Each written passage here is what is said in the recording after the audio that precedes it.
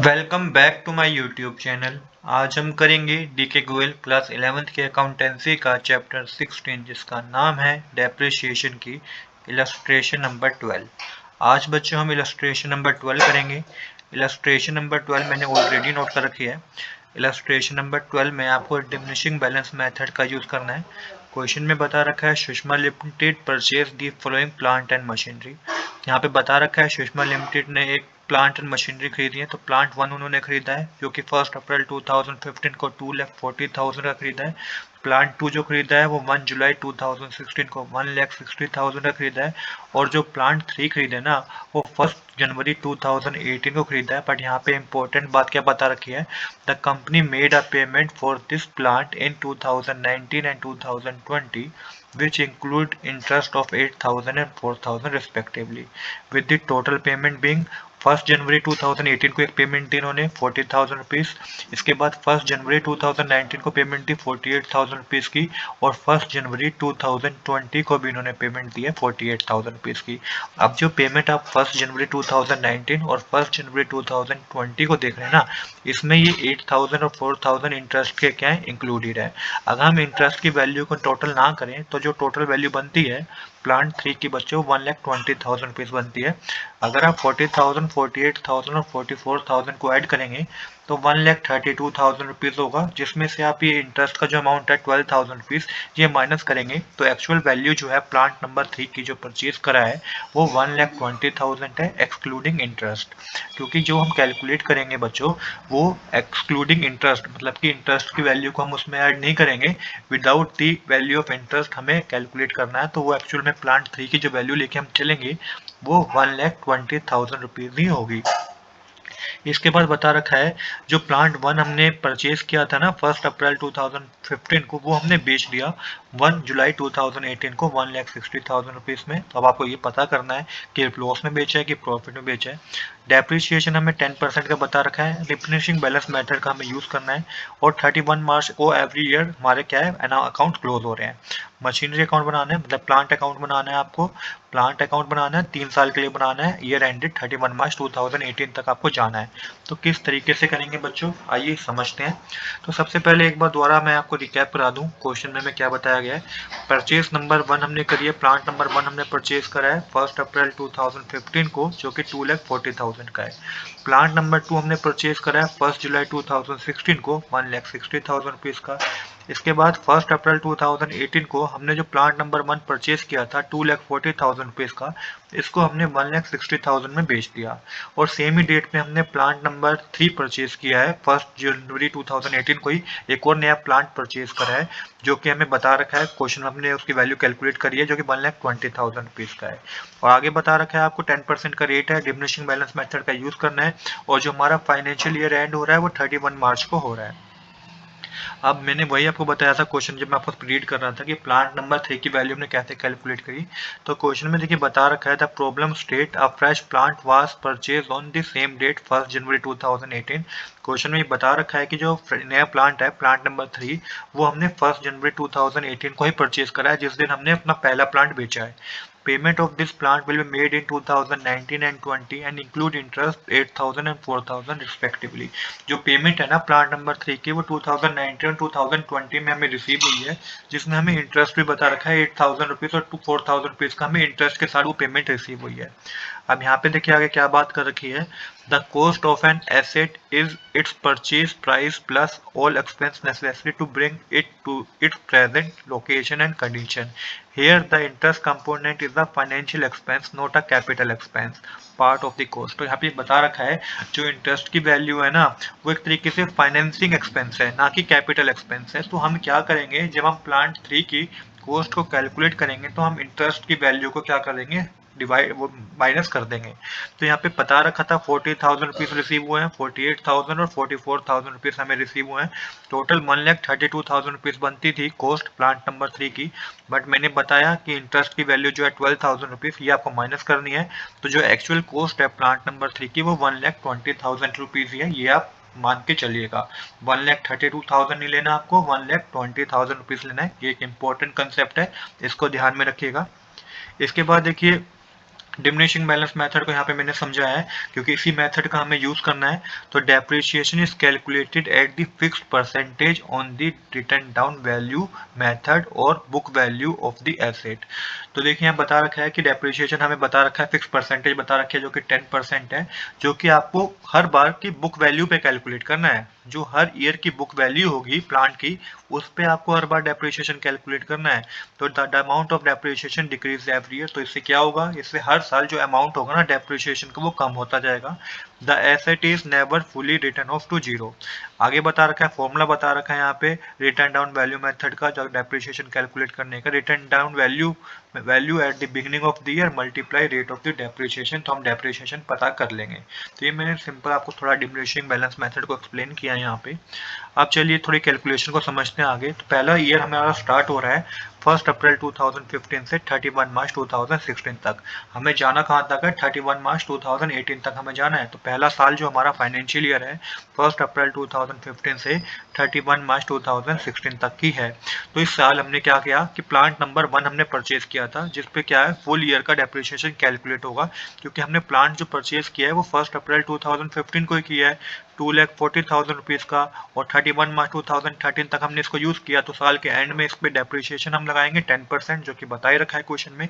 तो 2,40,000 पे 10% डेप्रिसिएशन जब आप कैलकुलेट करेंगे तो ये 24,000 रुपीज़ होगा। तो 24,000 को जब आप 2,40,000 में से माइनस करेंगे तो एक्चुअल में जो वैल्यू होगी प्लांट नंबर 1 की after the depreciation of 1 year वो 2,16,000 रुपीज़ होगी। अभी मैं आपको सिर्फ कैलकुलेशन समझा रहा हूँ, कुछ इस वीडियो के एंड में मैं आपको पूरा सोल्यूशन भी करके दिखाऊंगा। तो अभी बेसिक कैलकुलेशन को समझ लेते हैं ताकि सोल्यूशन करते वक्त आपको कोई प्रॉब्लम ना हो। तो ये मैंने आपको बता दिया, जो ईयर था हमारा 1 अप्रैल 2015 से 31 मार्च 2016 में हमने एक ही प्लांट परचेज किया 2,40,000 रुपीज़ का, 10% का डेप्रिसिएशन था। तो 10% डेप्रिसिएशन कैलकुलेट किया, 24,000 रुपीज़ आया। 24,000 को 2,40,000 में से माइनस करेंगे तो एक्चुअल वैल्यू जो प्लांट नंबर 1 की है आफ्टर द 1 ईयर वो 2,16,000 रुपीज़ है। अब करते हैं अपने सेकंड ईयर की कैलकुलेट। तो एक साल पे जो पहले साल पे जो डेप्रिसिएशन है 24,000 रुपीज़ है प्लांट नंबर 1 पे। अब देखिए सेकंड जो फाइनेंशियल ईयर है हमारा वो 1 अप्रैल 2016 से 31 मार्च 2017 तक का होगा। तो इसमें प्लांट नंबर 1 तो पूरा साल यूज हुआ है, तो आपकी वैल्यू कितनी थी प्लांट नंबर 1 की, वो 2,16,000 रुपीज़ की वैल्यू थी। तो 2,16,000 की जो वैल्यू थी प्लांट नंबर 1 की बात हो रही है। अब प्लांट नंबर 1 का हमारा काम होगा 1 अप्रैल 2016 से 31 मार्च 2017 में। तो 2,16,000 की वैल्यू है टोटल, इस पे 10% का डेप्रिसिएशन कैलकुलेट करेंगे तो 21,600 का डेप्रिसिएशन होगा। तो आफ्टर द सेकंड ईयर जो प्लांट नंबर 1 की जो वैल्यू रह गई है ना बच्चों, वो रह गई है 1,94,000 रुपीज, 1,94,400 रुपीज। तो ये 2,16,000 में से 21,600 रुपीज माइनस करेंगे हम, तो 1,94,400 रुपीज आपकी वैल्यू रह गई है प्लांट नंबर 1 की। कब तक, 31 मार्च 2017 तक। अब 1 अप्रैल 2016 से 31 मार्च 2017 तक बच्चों हमने एक प्लांट और परचेज किया जिसको हमने नाम दिया प्लांट नंबर 2। ये हमने 1 जुलाई 2016 को परचेज किया, जो कि 1 अप्रैल 2016 से 31 मार्च 2017 का जो हमारा फाइनेंशियल ईयर है इसके अंदर हमने परचेज किया है। तो यहाँ पे 9 महीने का डेप्रिसिएशन लगेगा। 9 महीने का डेप्रिसिएशन बच्चों इसलिए लगेगा क्योंकि 1 जुलाई 2016 से 31 मार्च 2017 तक 9 मंथ ही होते हैं। प्लांट नंबर 2 जो था वो 1,60,000 रुपीज का था, इस पे 10% का डेप्रिसिएशन और वो 9 महीने का आपको कैलकुलेट करना है। तो 9/12 करेंगे तो 12,000 का डेप्रिसिएशन होगा प्लांट नंबर 2 पे। तो प्लांट नंबर 2 पे 12,000 का डेप्रिसिएशन है, इसको माइनस करेंगे 1,60,000 रुपीज से, तो ये 1,48,000 रुपीज आएगा, जो कि प्लांट 2 की वैल्यू है आफ्टर दी फर्स्ट ईयर। जो कि प्लांट सेकंड जो हमने परचेज किया उसके लिए तो पहला साल ही है, तो जो एक साल बाद प्लांट 1 की वैल्यू है वो 1,48,000 रुपीज है, और जो प्लांट सेकंड की जो वैल्यू है वो 1,48,000 रुपीज है, और जो प्लांट 1 है ना उसकी वैल्यू जो आफ्टर सेकंड ईयर रह गई है वो 1,94,400 रुपीज रह गई है। तो आई होप बच्चों यहाँ तक आपको कोई डाउट नहीं होगा। अब हमारा क्या होगा, अब हमने क्या करी थी, सेल की थी। अब जो डेप्रिसिएशन है सेकंड ईयर पे वो टोटल 33,600 रुपीज का है, क्योंकि देखिए 21,600 तो पहली मशीनरी का डेप्रिसिएशन है, 12,000 रुपीज सेकेंड मशीनरी का डेप्रिसिएशन है, तो टोटल डेप्रिसिएशन 33,600 रुपीज का है। अब मैंने बताया कि प्लांट नंबर 1 की जो वैल्यू रह गई है वो 1,94,400 रुपीज रह गई है 31 मार्च 2017 तक। अब क्या हुआ कि प्लांट नंबर 1 को हमने बेच दिया। कब बेचा हमने, 1 जनवरी 2018 को बेचा हमने, तो हमारा जो नेक्स्ट फाइनेंशियल ईयर है वो 1 अप्रैल 2017 से 31 मार्च 2018 तक है, और हमने बेचा है 1 जनवरी 2018 में। तो मतलब कि हमने अभी भी मशीनरी को यूज करा है 9 मंथ। तो जो मशीनरी नंबर 1 थी उसकी वैल्यू है 1,94,400 रुपीज, जो कि मैंने अभी आपको समझाई। तो 1,94,400 की जो मशीनरी है इसको हमने 1 जनवरी 2018 में बेचा है, मतलब कि 1 अप्रैल 2017 से 1 जनवरी 2018 तक तो बच्चों हमने इसे यूज करा, तो इसका भी तो डेप्रिसिएशन कैलकुलेट होगा। तो 1,94,400 मल्टीप्लाई 10/100 मल्टीप्लाई 9/12 करेंगे तो ये जो डेप्रिसिएशन आएगा ये 14,580 रुपीज होगा। तो इतना भी डेप्रिसिएशन आपने और कैलकुलेट किया है फॉर मशीन नंबर 1 पे। ये कब तक का डेप्रिसिएशन है? ये डेप्रिसिएशन 1 जनवरी 2018 तक का, जब हमने उसे बेचा है। तो जो एक्चुअल वैल्यू रह गई है मशीनरी नंबर 1 की, तो 1,94,400 में से ये 14,580 भी हम माइनस करेंगे तो 1,79,820 रुपीज एक्चुअल वैल्यू रह गई है फर्स्ट प्लांट की, जो कि 1 जनवरी 2018 को हमने परचेज किया था ना। फर्स्ट प्लांट 1 जनवरी 2015 को जो हमने परचेज किया था, 1 जनवरी 2018 को हमने सेल किया है, तो इसकी जो वैल्यू अभी भी है वो 1,79,820 रुपीज है 1 जनवरी 2018 तक। हमने बेचा कितने में? हमने बेचा है बच्चों 1,60,000 रुपीज में। इसका मतलब हमने लॉस में बेच दिया। कितने लॉस में बेच दिया बच्चों हमने? 1,79,820 में से जब 1,60,000 माइनस करेंगे तो 19,820 रुपीज आएगा। तो इतने के लॉस में हमने प्लांट नंबर 1 को बेच दिया। तो आई होप कि आपको यहाँ तक कोई डाउट नहीं होगा कि किस तरीके से हमने कैलकुलेट किया है। अब यहाँ पे क्या हुआ कि प्लांट नंबर 1 का तो काम हमारा हो गया खत्म, क्योंकि हमने डेप्रिसिएशन मैंने आपको ऑलरेडी कैलकुलेट करके बता दिया। क्योंकि जब हमने मशीनरी को बेचा उस बीच भी हमने डेप्रिसिएशन कैलकुलेट किया था, जो कि 14,590 रुपीज का है, जो मैंने अभी आपको कैलकुलेट करके बताया। अब करते हैं प्लांट नंबर 2 और प्लांट नंबर 3 की बात, क्योंकि अब तीसरा साल है ये। तो प्लांट नंबर 2 पे पूरे साल का डेप्रिसिएशन लगेगा, क्योंकि इसको हमने 1 अप्रैल 2017 से 31 मार्च 2018 तक पूरे साल यूज करा है। इसकी वैल्यू थी 1,48,000 रुपीज। तो 1,48,000 पे 10% का डेप्रिसिएशन होता है 14,800 रुपीज। तो 1,48,000 में से जब माइनस करेंगे 14,800 रुपीज, तो ये वैल्यू आपके पास आएगी 1,33,200 रुपीज। तो ये प्लांट 2 की वैल्यू है after the depreciation of third year. तो ये डेप्रिसिएशन ने कैलकुलेट किया तो प्लांट 3 की जो वैल्यू रह गई है, प्लांट नंबर 2 की जो वैल्यू रह गई है वो 1,33,200 रह गई है। और सेम ही डेट पे जब हमने प्लांट नंबर 1 बेचा था 1 जनवरी 2018 को, तो एक और नई प्लांट हमने परचेज किया था 1,20,000 का। ये 1,20,000 मैंने कैसे कैलकुलेट किया ये मैं ऑलरेडी बता चुका हूँ। तो अब इस पे 1 जनवरी को हमने परचेज किया, 31 मार्च को हमारा फाइनेंशियल ईयर एंड हो रहा है, तो 3 महीने का डेप्रिसिएशन प्लांट नंबर 3 पे भी लगेगा।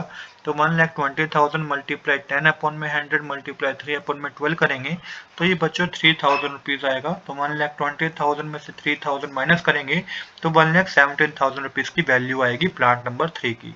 तो आई होप कि यहाँ तक बच्चों आपको कुछ डाउट नहीं होगा। तो यहाँ तक मैंने आपको सारी बेसिक कैलकुलेशन समझा दी। अब मैं आपको सोल्यूशन करवाता हूँ। तो देखिए यहाँ पे जो डेप्रिसिएशन है हमारा 2017 से 2018 तक, मतलब कि 1 अप्रैल 2017 से 31 मार्च 2018 तक, वो टोटल 32,320 रुपीज का है।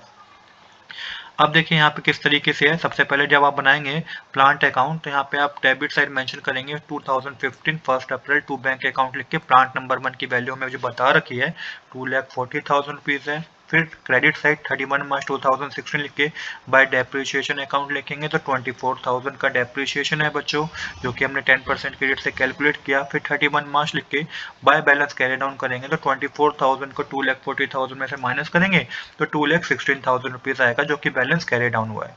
अब जो ये बैलेंस कैरी डाउन हुआ है ये पहले साल का काम हमारा खत्म हो गया। ये अब क्या होगा नेक्स्ट ईयर के लिए 2016 1 अप्रैल के लिए बैलेंस ब्रोट डाउन होगा। तो यहाँ पे हम मेंशन करेंगे to balance brought down 2,16,000 rupees. और सेम ही साल में हमने एक और प्लांट परचेज किया है 1 जुलाई को, तो टू बैंक अकाउंट लिख के प्लांट नंबर 2 लिखेंगे जो कि 1,60,000 का है।